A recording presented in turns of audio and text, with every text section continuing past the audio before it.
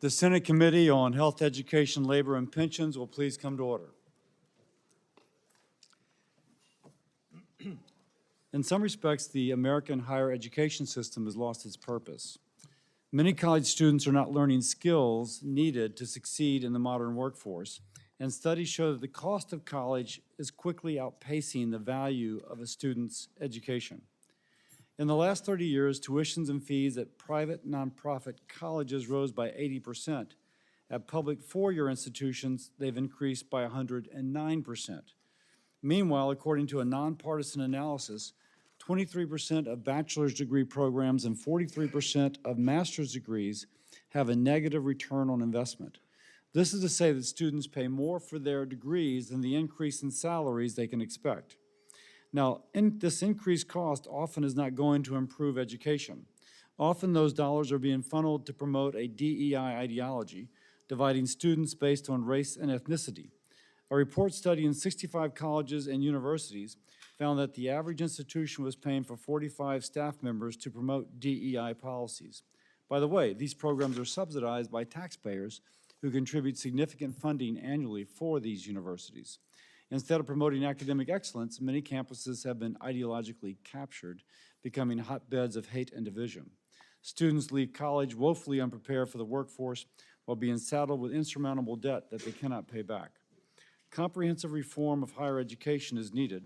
President Trump and Secretary McMahon are making progress, including fixing the broken student loan program, but congressional action is needed to create lasting change.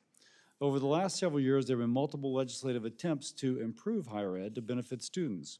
This includes my bipartisan College Transparency Act with Senator Warren, which allows students to compare the differences between prospective colleges and a major to see if the value of the degree is worth the cost. Senator Tuberville is leading the Graduate Opportunity and Affordable Loans Act to end Graduate Plus loans, which have been inflationary to tuition costs. This bill puts downward pressure on rising college costs by limiting graduate school borrowing. There's also the Streamlining Accountability and Value in Education or SAVE for Students Act, led by Senator Cornyn, which streamlines confusing repayment options for student loan borrowers, decreasing the 9 options to 2, giving students and families clarity as to which repayment plan best fits their needs.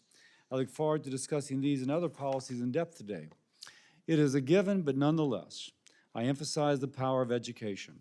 It can transform lives, lifting not just the generation that attends college out of poverty, but the subsequent generations in that family as well. It is also a font of life-changing innovation and research, helps develop life-saving cures and define solutions to some of America's biggest challenges. But when universities fail in their basic responsibility to ensure a safe learning environment, when students leave college in debt and without hope for a brighter future, the American people lose trust in higher ed. There's no one who can advocate for higher education better than the institutions themselves.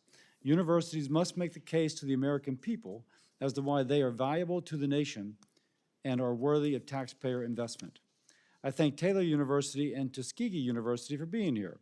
Rarely are HBCUs or religiously oriented universities mentioned in conversations about the landscape of how to improve America's higher education system. We'll also hear from the Austin, Texas Community College District, which offers an interesting perspective beyond traditional four-year universities. A great opportunity for all to share stories of the value you provide. I'll make one more comment. As I mentioned earlier, it's important that everyone has an opportunity to speak to the American people on this important topic.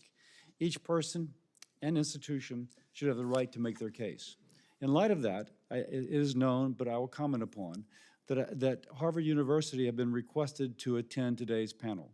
Harvard is world famous for its cutting-edge research, which helps make not only our nation but the world healthier.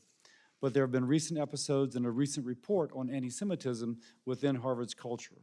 This would have been Harvard's chance to tell the committee and the country how it is addressing anti-Semitism, removing DEI from priorities, and highlighting their value as a research institution. Unfortunately, they declined the invitation. Thank you again to our witnesses for being here.